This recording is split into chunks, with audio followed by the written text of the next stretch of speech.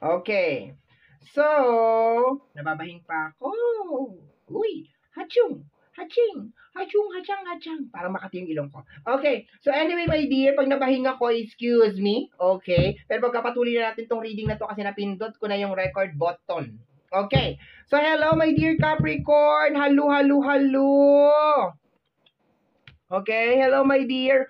Welcome or welcome back sa ating channel. My name is RJ, your tarot card reader. At ang gagawin natin ngayon, my dear, is ang iyong second half of November. This is from November 16 hanggang sa katapusan, my dear. And this is a general reading. So, reminder, paalala lamang po.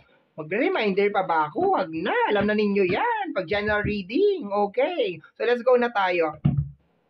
Let's do this, my dear Capricorn. Let's do your reading. Last shuffle na ito, tapos cut na natin into 3. Mabilis lang to.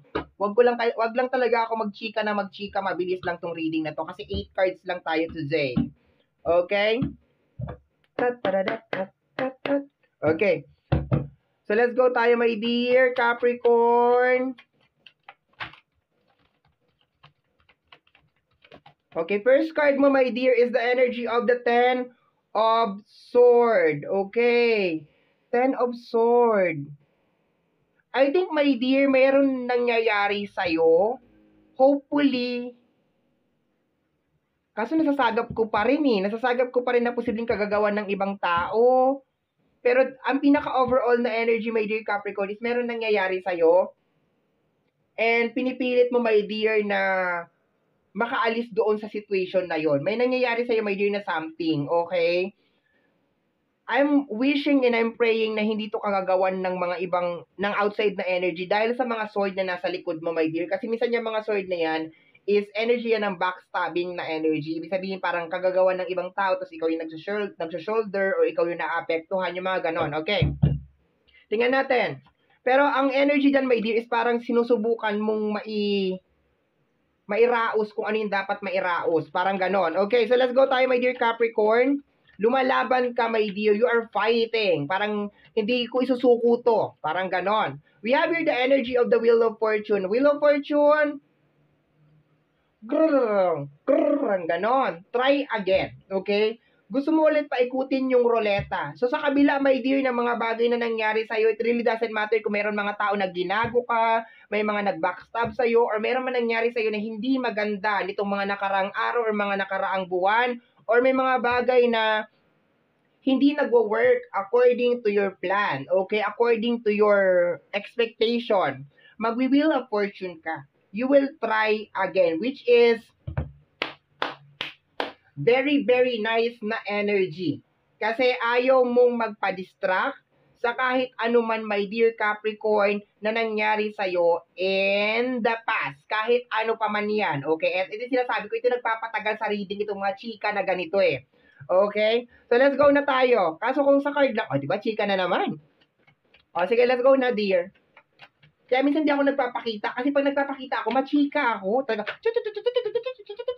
We have here the energy of the Chariot. Moving forward na energy habang binabalance yung emotion. Okay? So habang ikaw ay meron kang ginagawang something ngayong second half of November, nakukuha ako dito that you are trying to balance. Ibig sabihin may something pa rin na nangyayari inside, di ba?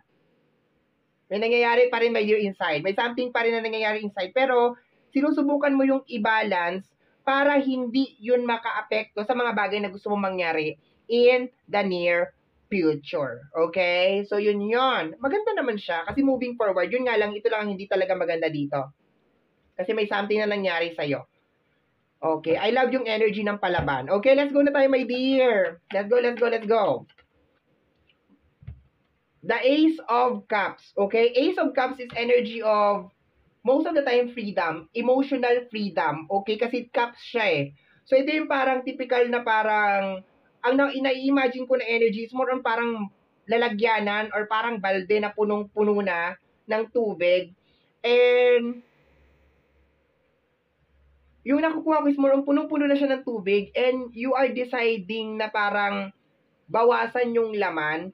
Kasi parang naiisip mo na parang, alam mo yung typical na dadaling ko tong mga balde na ito, pero punong-puno nga siya. Yung pag-alis mo, punong-puno siya. Pero pagdating mo dun sa destination mo, ang daming natapon. Yung siguro ang nakukuha ko dito is more on parang pinipili mo na parang bawasan kung ano man yung nasa emotion mo, my dear. Kasi parang nakikita mo parang useless or parang nonsense, my dear. Bigyan mo ako ng time ha, kinakapa ko yung energy. Parang nonsense or parang useless, my dear, na maglakad ka, dala-dala mo siya, puno siya, tapos along the way, habang naglalakad ka, is ang daming natatapon. Parang inaano mo yung energy mo dito, my dear. Pero in a different way. Nagsiset lang ako ng example, pero in a different way. Kasi ang pinaka-target mo talaga is yung emotion mo na hindi maapektuhan, yung parang hindi ka mapagod, or hindi maapektuhan or ma-damage kung ano man yung gusto mong mangyari, okay? So anyway, ang overall niya super na energy is more on babangon ako at dudurugin kita. Char, walang gano'n. Walang revenge na energy dito, my dear. Yung sa'yo lang talaga, my dears, kung ano nangyari sa akin in the past is, yun na yun. Parang gano'n. Nangyari, masakit, pero life must go on. Ganon. Walang dudurugin kita, babangon, dudurugin. Walang ganon. Okay? So, let's go tayo, my dear. Okay? Minsan kinakailangan ko mag-set ng mga example and explanation. We have here the energy of the strength card. Bongo. Kita mo? Strength card, the Ten of Swords, okay? Atapang atao, adi atakbo. Okay, yan yon. Talagang laban talaga yung energy mo dito, dear. As in, laban talaga. Kung ano may nangyari sa akin, kung ano may nangyari na yan, babangon ako, lalaban pa rin talaga ako. Life must go on, okay? And makikita yan ng mga tao sa'yo na parang you have this tindig talaga na parang walang nangyari, parang ganon. Pero emotionally, apektado ka pa rin talaga. Okay? So let me see, we have here the energy of the magician because you know you can do something. Because you know, my dear Capricorn, that you can do something. Na kung ano tong nangyari sa'yo, it is just a parang way para maging stronger person ka pa, maging better person ka pa. Okay, parang ganon. Kumbaga parang ginagamit mo tong nangyari sa'yo para maging motivation mo or para maging lakas mo para mag-move forward ka, parang ganun. Parang kinukonsider mo to as a challenge para sa iyo, my dear, na okay, hindi ibibigay sa akin to ng walang dahilan. Parang ganun, okay? Parang tanggap mo, my dear. Although masakit, although may pain ako nararamdaman, my dear, pero parang tinitake mo siya as a challenge, okay? So let me see, my dear. Oops! We have here the energy of the justice. You know, alam mo, my dear, yung typical na, para sa akin to, para sa akin to. Kaya ginagrab mo, my dear. You know na para sa you, my dear. You believe inside your heart na itong mga bagay na ipupush mo, my dear, ay para sa iyo talaga. Pero you also believe, my dear Capricorn, na kahit na para sa iyo talaga to, kailangan samahan talaga ng action. Okay? Hindi ka uupo lang dyan, tapos maghihintay na darating to sa iyo, talagang magte-take ka talaga ng action. You believe na para sa iyo to, pero you also believe na kinakailangan mong gumalaw, kinakailangan mo magpatuloy para makuha mo kung ano man itong mga bagay na ito. Napakagandang reading, my dear. Let me see. Last card na tayo, my dear. Sabi ko sa'yo, mabilis lang to eh. Huwag lang talaga ako magchika-chika.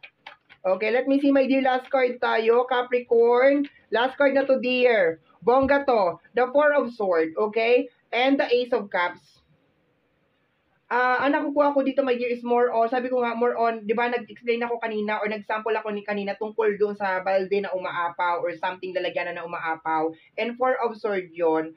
Nare-realize mo siguro, my dear, na it's about time na parang i-let go. Kasi ang Four of Swords is more on parang rest na energy. So, nakukuha mo siguro dito, my dear Capricorn, sa energy ng Four of Swords, na it's about time for you to let go of this energy. Kasi baka nakikita mo rin siguro, my dear, na hindi maganda yung nagiging effect sa'yo. Okay? So, yun nakukuha ko dyan. Bottom deck of the card or the hidden message is dyan. The Emperor, energy ng success. Okay, energy ng success. You want to be in control of your life. Gusto mo maging in control ka of your life. And kung titingnan natin sa hidden, parating, or mga parating pa in the near future, this is maganda to, my dear, kasi this is energy of success, this is energy of power. Pero ang isa na nakukuha ko pa dito is more on, you want to be in control of your life. Parang ganon. Ayaw mo na maapektuhan ka ng mga bagay na ito. Basta naintindihan mo na napaka-powerful nitong card na ito. Okay. So, my dear Capricorn, o di ba may night ka pa dito? Tama na. May night, ayan, blah, blah, blah. So, my dear Capricorn, yan ang iyong reading para sa Yan ang iyong reading para sa iyo. Para sa yung second half of November, somehow my dear, kung nagustuhan mo ang ating reading, don't forget na mag-subscribe. Pwede ang notification bell para ma-update ka everytime na meron tayong mga bagong upload. And free to like, free to share. My dear, like, share, comment sa lahat ng ating mga videos. Tulungan nyo naman ang person over here. Once again, sa mga hindi pa po nakakakilala sa akin, my name is RJ. Ako po si RJ, also known as Apo J. Maraming salamat po. Until next time, bye-bye. Thank you, my dear.